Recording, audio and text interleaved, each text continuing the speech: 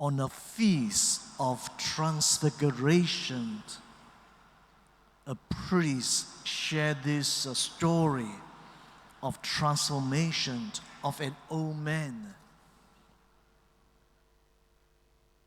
He said, this old man said, I was a revolutionary when I was young, and all my prayers to God was, Lord, give me the fire to change the world. As I approached middle age and realized that half of my life was gone without changing a single soul, I changed my prayer to, Lord, give me the fire to change all those who come in contact with me, just my family and friends, and those ministry leaders whom I work closely with, and I shall be satisfied. Now that I am old and my days are numbered, I have begun to see how foolish I have been. My one prayer now is, Lord, give me the fire to change myself. If I had prayed for this right from the start, I should not have wasted my life. I can't even change myself. I want to change other people. On this second Sunday of Lent, the Gospel presents us with the transfiguration of Jesus, a moment of divine glory revealed to Peter, James, and John on the mountain. But this event is not just about dazzling light and shining majesty. It is a message of hope, especially for those who struggle with trials, difficulties, uncertainties, and the burdens of life. All of us need hope in the journey of life. Lent is a journey, much like the journey of the disciples. Before this moment, Jesus has spoken about his coming suffering and death, which left his followers confused and afraid. Our Master is going to suffer and to die. He's our Messiah. How can? They were confused, also afraid. So the transfiguration was God's way of reassuring them. Yes, suffering is coming, but glory will follow. So they have a glimpse of the glory of Jesus, which they and all of us will one day participate. So in the same way, we experience challenges in life, loss, sickness, failures. But God reminds us that beyond this suffering, there is light, resurrection, and hope.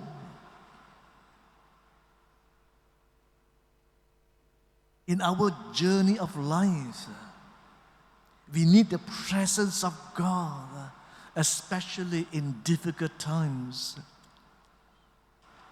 Moses and Elijah, who appeared with Jesus, symbolized the law and the prophets. They testified that Jesus is the fulfillment of God's promise. This encounter on the mountain tells us that God's plan is always in motion, even when we do not fully understand it.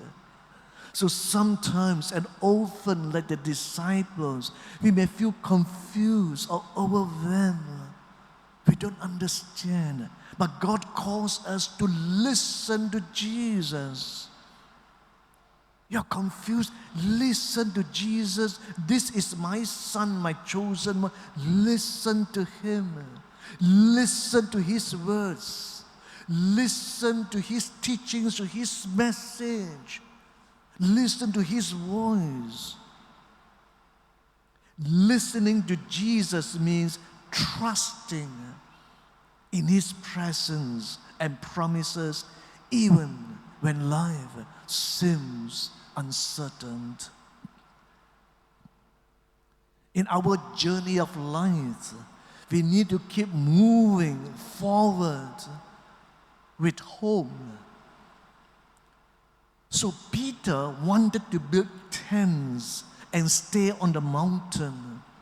But James let them back down. The transfiguration was not meant to be a permanent escape, but a source of strength for the journey ahead. Similarly, we are not called to stay put in our comfort zone, but to keep moving forward, even one step at a time, with faith and hope, trusting that the glory of Christ awaits us. So the transfiguration reminds us that no matter what we face, God's light will shine through.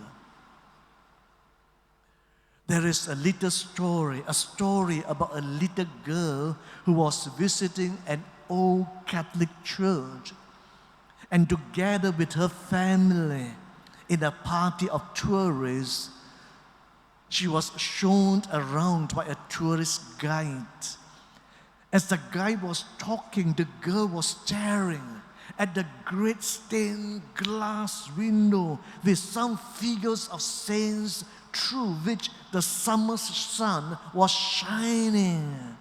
All of a sudden, she asked the guide, "Who are those beautiful people in that pretty window?" "Those are the saints," the man replied. That night, as she went to bed, she told her mother, "Mom, I now know who the saints are." "Really? Tell me what you know." "The saints are the people who let the light shine through." Sisters and brothers, not only during this season of Lent, not only during this Jubilee year of hope, but throughout our lives, let us strive to be a bit more like the saints and Jesus himself, people who daily say their prayers and read their Bible diary, people who daily love and serve their neighbor. Yes, people who allow the light of faith, hope, and love to shine through in their lives. When Jesus was transfigured on the mountain, his body began to shine with a new and glorious light. Something of that light must begin to shine through also in our lives. There is much darkness in this world, but as the Chinese say, don't let us curse the darkness. Let us light a candle. There was once a young boy named Ernest. He loved mountain climbing. One day, his father took him on a difficult hike up a steep and rocky mountain.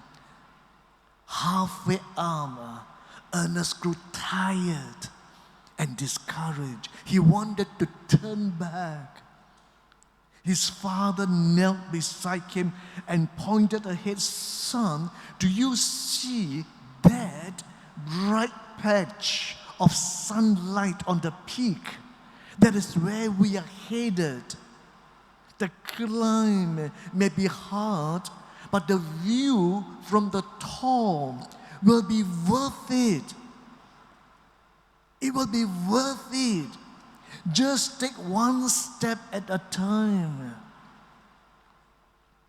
So with renewed determination, Ernest continued to climb. When they finally reached the summit, he stood in awe, seeing a breathtaking view he had never imagined. The struggle had been worth it. It's worth it. In today's gospel, Peter, James, and John were also given a glimpse of glory. When Jesus was transfigured before them, like Ernest on his mountain journey, the disciples will soon face difficult times, Jesus' suffering and death. But the moment of transfiguration was meant to give them hope, a vision of glory that lay ahead, a vision of glory that they and all of us will participate one day. Lent, not only Lent, not only during this Jubilee year, throughout our lives, it's our climb. Sometimes it feels difficult, and like the young boy, Ernest, we want to give up. We give into the temptations of the 8 thoughts, the temptation of sloth, one of the 8 deadly thoughts. We give up, lazy when it comes to spiritual discipline. But the transfiguration reminds us that beyond the struggles of life, beyond the crosses we carry, there is hope. Jesus' glory is our destination. If we keep going step by step, holding on to hope in Him, we will one day share in the joy and glory of the resurrection and ultimately to the fullness of life with Christ.